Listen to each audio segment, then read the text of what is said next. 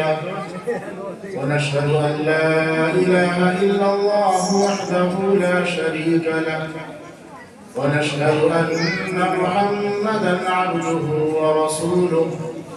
صلى الله عليه وعلى آله وأصحابه وأزواجه وذرياته وبارك وسلم تسليما كثيرا أما بعد فأعوذ بالله من الشيطان الرجيم بسم الله الرحمن الرحيم إنا عرضنا الأمانة على السماوات والأرض والجبال فأبين أن يحملنها وأشفقن منها وحملها الإنسان إنه كان ظلوما جهولا. وعن أنس بن مالك رضي الله تعالى عنه قال رسول الله صلى الله عليه وسلم إن لله أهلين من الناس قالوا يا رسول الله من هم؟ قال هم أهل القرآن أهل الله وخاصته. رواه ابن ماجه. وقال النبي صلى الله عليه وسلم أشراف أمتي حملة القرآن. وقال النبي صلى الله عليه وسلم حملة القرآن عرفاء أهل الجنة أو كما قال صلى الله عليه وسلم. اسٹیج پر تشریف فرما حضرات علماء کرام، مہمانان اعزام، سامعین گرامی القلب، عزیز طلبہ، آج کی یہ مجلس بڑی بابرکت اور پاکیزہ مجلس ہے جو قرآن کریم کے عنوان سے منعقد ہوئی ہے، اور جیسا کہ ابھی ناظم جلسہ مفتی صاحب نے اعلان فرمایا کہ ماشاءاللہ تقریباً 10 طلبہ کی دستار بندی بھی ہوگی، وہ بھی ایک بڑا خوشنما اور بڑا خوبصورت منظر ہوتا ہے جب چھوٹے چھوٹے بچوں کے سروں کے اوپر اکابر اور علماء کرام کے دست مبارک سے دستار باندھی جاتی ہے۔ یہ ایک بڑی خوشی کا لمحہ ہوتا ہے، بڑی مسرت کا موقع ہوتا ہے ان طلبہ کے لیے بھی کہ جنہوں نے قرآن کریم کو اپنے سینوں میں محفوظ کیا، جنہوں نے قرآن کریم کو اپنے دلوں کے اندر بسایا، ایک اچھا خاصا وقت لگا کر اس قرآن کریم کو اپنے سینے کے اندر محفوظ کیا۔ اسی طرح یہ مسرت کا موقع ہوتا ہے ان طلبہ کے والدین کے لیے بھی، ان کے رشتہ داروں کے لیے بھی، کہ آج ان کے بچے نے قرآن کریم کو مکمل کر کے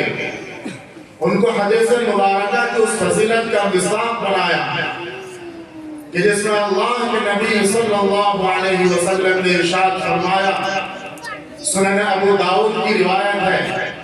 کہ نبی کریم صلی اللہ علیہ وسلم نے ارشاد فرمایا، من قرأ القرآن وعمل بما فيه ألبس والداه تاجا من نور ضوءه ضوء الشمس، کہ جس شخص نے قرآن کریم کو یاد کر لیا، قرآن کریم کو حفظ کر لیا اور قرآن کریم کے احکام کے مطابق عمل کیا، کل قیامت کے دن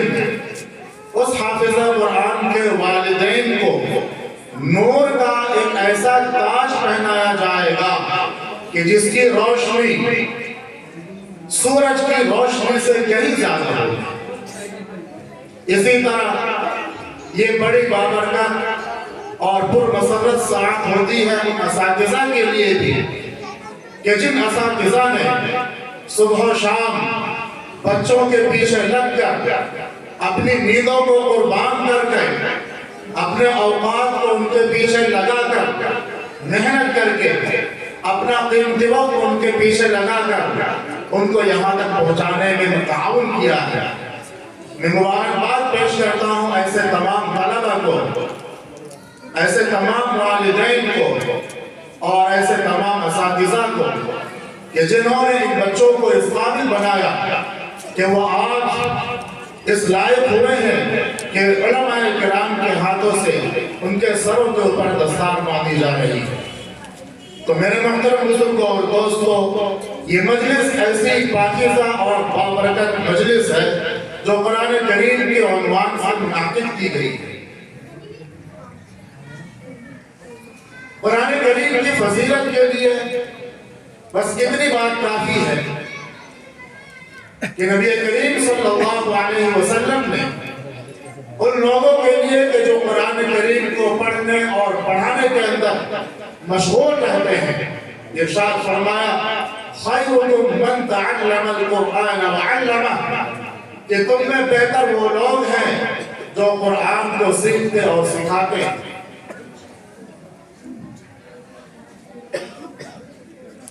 سامعین کرام، یہ چھوٹے چھوٹے بچے، معصوم اور نونہال بچے جو قرآن کریم کو ایک چھوٹی سی عمر میں اپنے سینے کے اندر محفوظ کر رہے ہیں، یہ کوئی معمولی بات نہیں ہے۔ یہ اللہ رب العزت کی ایک نعمت ہے اور اللہ رب العزت کی خاص مہربانی ہے۔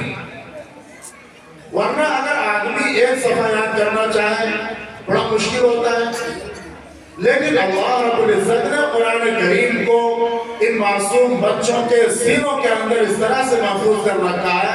کہ پورے کے پورے 30 پارے ایسے محفوظ ہوتے ہیں کہ اگر کوئی آدمی ادنا سی بھی غلطی کر دے، نقطے کی، زیر زبر کی، کسی حرکت کی غلطی کر دے، فوراً بچہ ٹوک دیتا ہے کہ یہاں یہ صاحب غلطی کر دے۔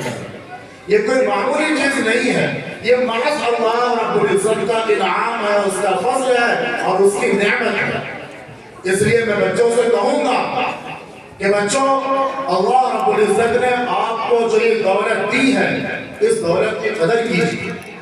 اس دولت کو جس طرح آپ نے اپنے سینوں کے اندر محفوظ کیا ہے، اس کی پابندی کے ساتھ تلاوت کرتے ہوئے اس کو اپنے سینوں کے اندر باقی بھی رکھنا ہے اور اسی کے ساتھ اس دنیا سے جانا ہے۔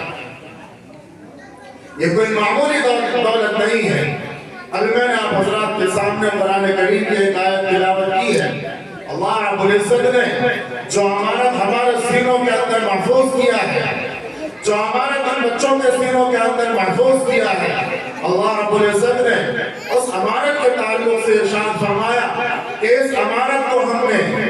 آسمانوں کو دیا، یہ امانت ہم نے زمین کو دی، یہ امانت ہم نے پہاڑوں کو دی، لیکن سب نے اس امانت کو لینے سے انکار کر دیا کہ ہم اس امانت کے بوجھ کو برداشت نہیں کر سکتے۔ لیکن اللہ رب العزت نے انسان کو وہ ہمت دی، انسان کو وہ طاقت دی کہ اللہ رب العزت کی اس دی ہوئی ہمت اور طاقت کے ذریعے سے اس امانت کو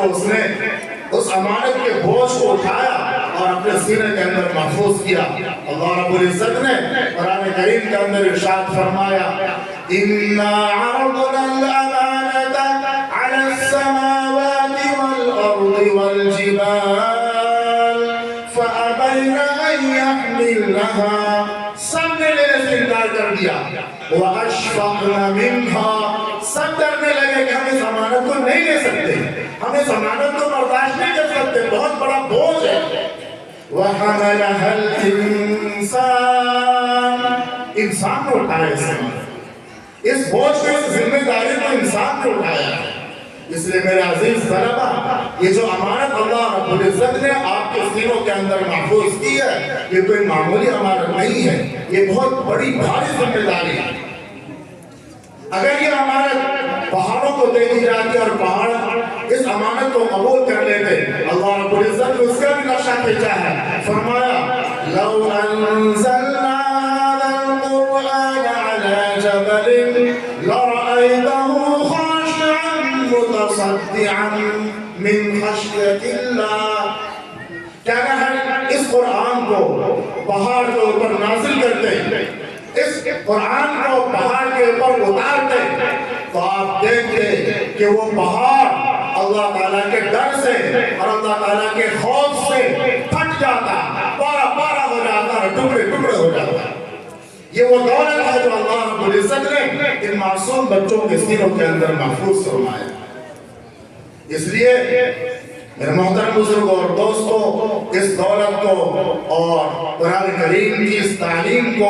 معمولی اور ہلکا نہ سمجھا جائے، کہ اللہ رب العزت کی طرف سے ایک بڑا عظیم تحفہ اور بڑی عظیم نعمت ہے۔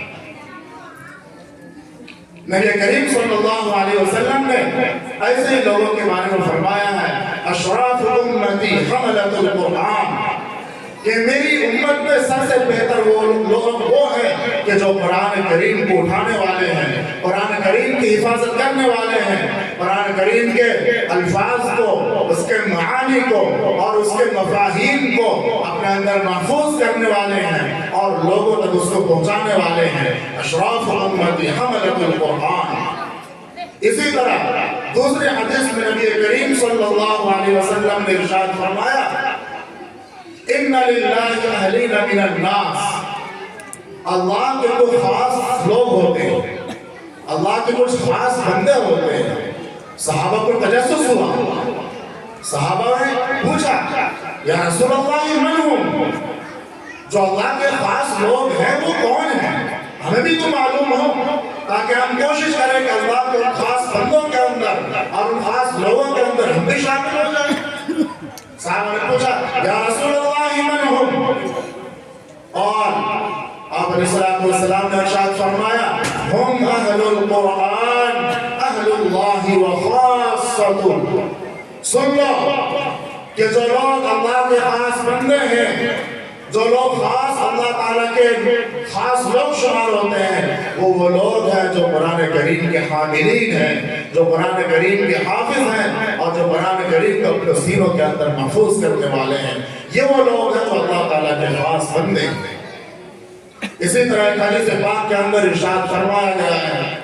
حملۃ القرآن عرفاء اہل الجنہ، کہ جو قرآن کریم کے حافظ ہوتے ہیں، جو قرآن کریم کو اپنے سینوں کے اندر بساتے ہیں، محفوظ کرتے ہیں، وہ اہل جنت کے سردار ہوں گے، جنتیوں کے سردار۔ تو میرے محترم بزرگوں اور دوستوں، یہ ساری فضیلتیں ہیں ان لوگوں کے لیے کہ جو قرآن کریم کو حفظ کرتے ہیں، جو اپنی زندگی کو اور اپنے عمر کو اور اپنے قیمتی وقت کو قرآن کریم کو یاد کرنے کے اندر لگاتے ہیں۔ اللہ رب العزت نے اور اللہ کے نبی صلی اللہ علیہ وسلم نے اس قرآن کریم کو ہم سب کے لیے پوری دنیا تک، جب تک یہ دنیا قائم ہے، پوری قیامت تک آنے والی تمام انسانوں کے لیے، پوری انسانیت کے لیے ہدایت کا ذریعہ بنایا ہے، دستور بنایا ہے۔ اب ہم سب کی ذمہ داری ہے کہ ہم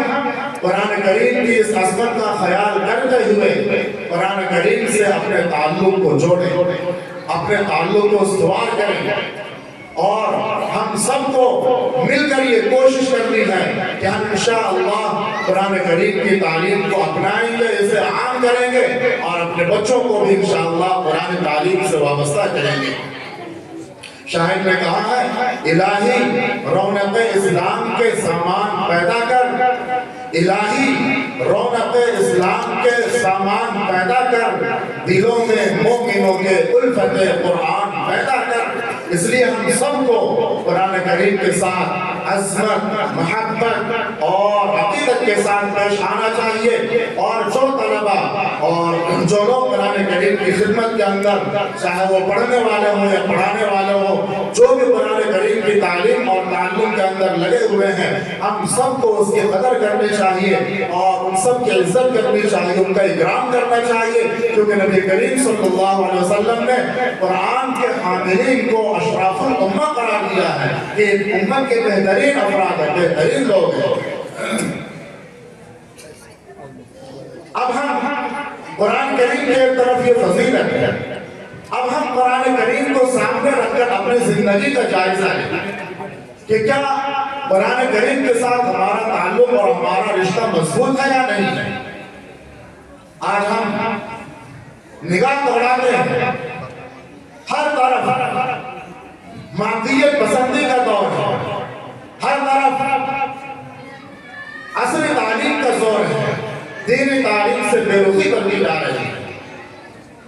تعلیم بقدر ضرورت ضرور حاصل کی جائے، یہ بھی وقت کی ضرورت اور وقت کا تقاضا ہے، کوئی بھی اس کا مخالف نہیں ہے، لیکن عصری تعلیم میں اپنے آپ کو لگا کر اپنی آخرت کو برباد کر دینا اور اپنے دین سے دوری اختیار کر لینا یہ کہیں کی عقل مندی نہیں ہے۔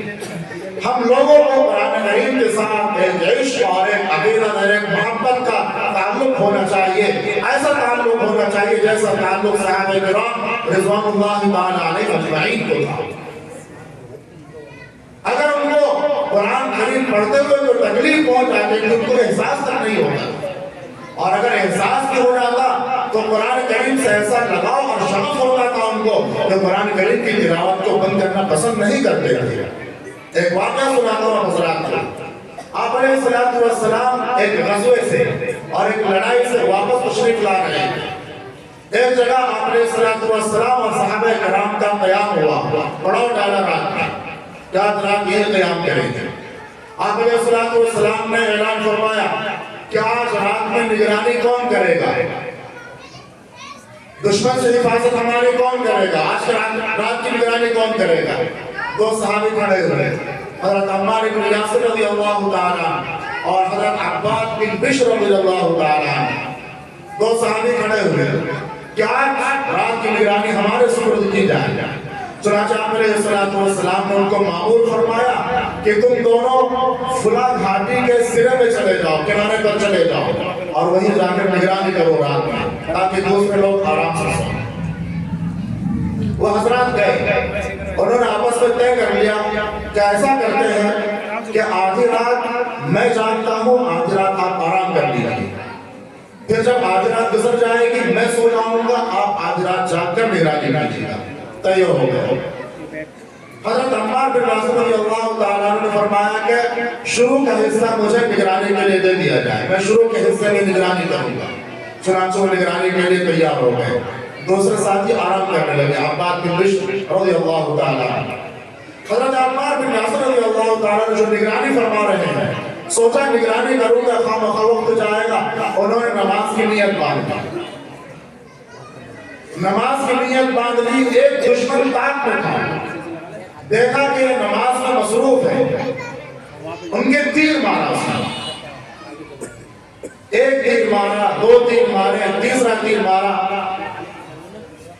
خون بہ رہا ہے، لہو لہان ہو چکے ہیں، لیکن قرآن کریم کی تلاوت میں اور نماز میں ایسا مستغرق ہے اور ایسے مشغول ہیں کہ وہ اس کو چھوڑنے کو تیار نہیں۔ اسی حالت میں نماز پوری ہوئی۔ نماز پوری کرنے کے بعد ساتھی کو بتایا کہ میرے ساتھ ایسا واقعہ ہوا، تو انہوں نے کہا ساتھی نے کہ مجھے جگا دینا چاہیے تھا، تو کہنے لگے میں نماز پڑھ رہا تھا اور نماز کے اندر میں ایسی سورت کی تلاوت میں مصروف تھا کہ مجھے اس سورت کی تلاوت کو چھوڑنا گوارا نہیں ہوا۔ وہ سورت کی سورہ کہف، اس سورت کی وہ تلاوت کر رہے تھے نماز کے اندر، فرمایا کہ مجھے اس سورت کو چھوڑنا گوارا نہیں ہوا، تیر تو کھا لیے لیکن نماز پڑھتے رہے اور قرآن کریم کی تلاوت کرتے رہے۔ یہ ہے قرآن کریم کی تلاوت کے ساتھ اشتغال، اس کے ساتھ محبت، لگاؤ اور ایسا شغف کہ آدمی کی جان جانے کے قریب ہے لیکن قرآن کریم کی تلاوت چھوڑنے نہ پائے، اس کی کوشش کی جا رہی ہے۔ تو دعا کریں کہ اللہ رب العزت ہم سب کو قرآن کریم کے ساتھ ایسا لگاؤ اور ایسا عشق ہمیں بھی عطا فرمائے۔ تو بات یہ چل رہی تھی کہ دنیاوی تعلیم ضرور دیں لیکن ساتھ ساتھ دینی تعلیم سے بھی اپنی اولاد کو آراستہ کرنا ضروری ہے۔ اگر ہم نے آج اپنے اولاد کو دینی تعلیم سے آراستہ نہیں کیا اور خدا نہ خواستہ ہماری اولاد کوئی غلط قدم اٹھاتی ہے یا کسی غلط راستے پر چلتی ہے تو اس کا وبال ہمارے اوپر ہی ہے۔ نبی کریم صلی اللہ علیہ وسلم نے ایک حدیث کے اندر ارشاد فرمایا کلکم راع وکلکم مسئول عن رعیتہ، کہ تم میں سے ہر شخص ذمہ دار ہے اور ہر شخص سے اس کے رعیت کے بارے میں اور اس کی ذمہ داری کے بارے میں پوچھا جائے گا کہ تم نے اپنی ذمہ داری کو صحیح طور پر ادا کیا یا نہیں۔ یہ اولاد اللہ تبارک و تعالیٰ کی طرف سے ہمارے پاس امانت ہے، ان کی اچھی تربیت کرنا اور اچھی پرورش کرنا یہ ہم سب کی ذمہ داری ہے۔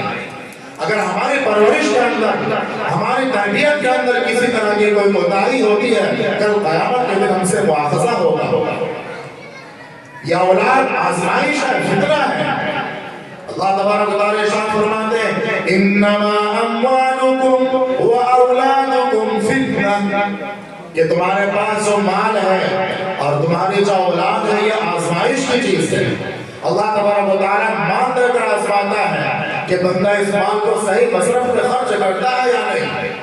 اولاد کو بھی آزمائش کے طور پر دیتا ہے اور اولاد کے ذریعے سے بھی اللہ تبارک و تعالیٰ آزماتا ہے۔ تو ہماری آزمائش اس میں ہے کہ ہم نے اولاد کو صحیح تربیت دی یا نہیں دی، ہم نے اولاد کو دین تعلیم سے آراستہ کیا یا نہیں کیا۔ اس لیے میرے محترم بزرگوں اور دوستوں،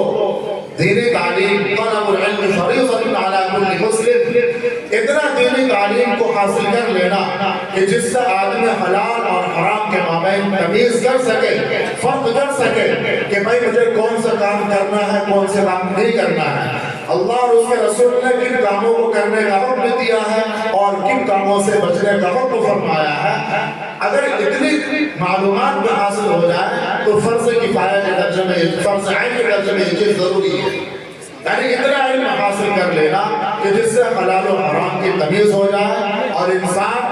انسان معروف اور اچھائیوں کو پہچان سکے اور برائیوں سے روکنے والا بن جائے۔ یہ ہم سب کی ذمہ داری ہے اور ہم سب کے اوپر فرض عین ہے۔ اس لیے جو طلبہ یہاں بیٹھے ہیں وہ بھی عمل کریں کہ انشاءاللہ جس طرح انہوں نے قرآن کریم کو حفظ کیا ہے یا جو حفظ کر رہے ہیں وہ مکمل کرنے کے بعد انشاءاللہ عالمیت کے بھی کورس کریں گے اور قرآن کریم کو سمجھ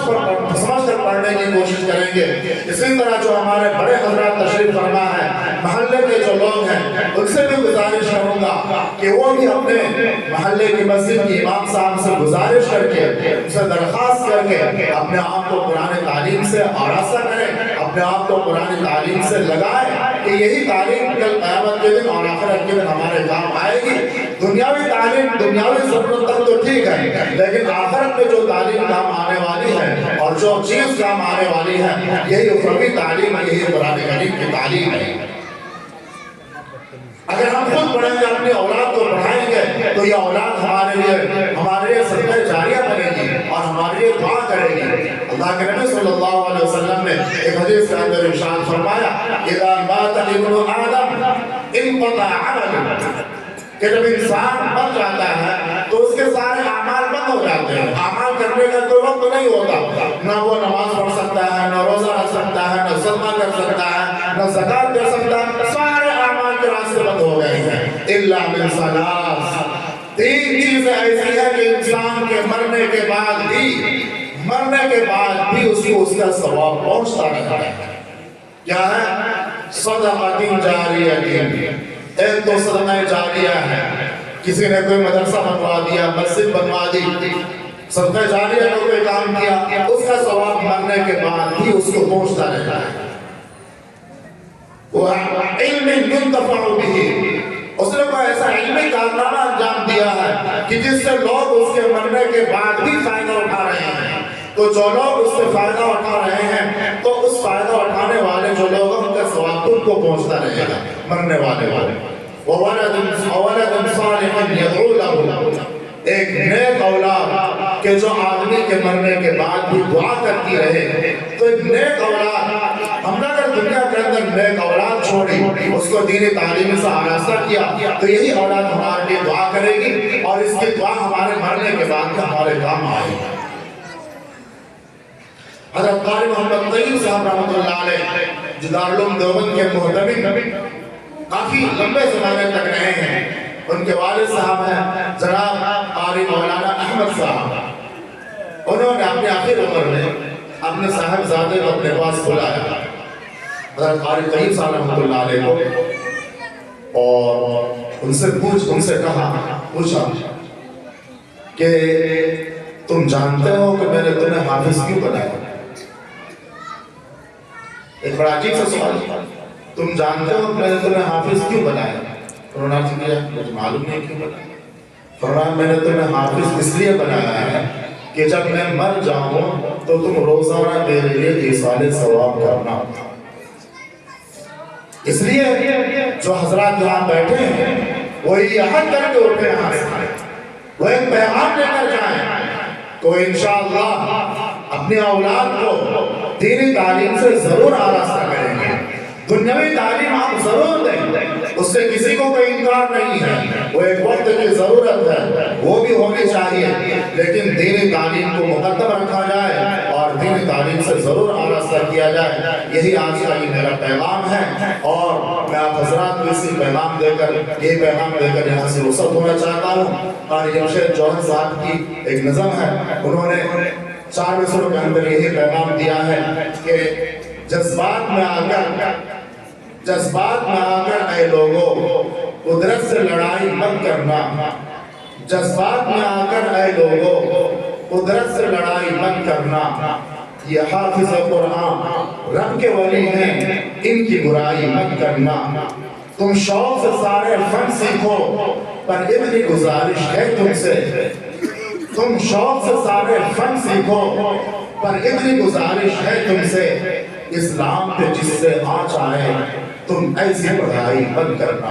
وآخر دعوانا ان الحمدللہ رب العالمین.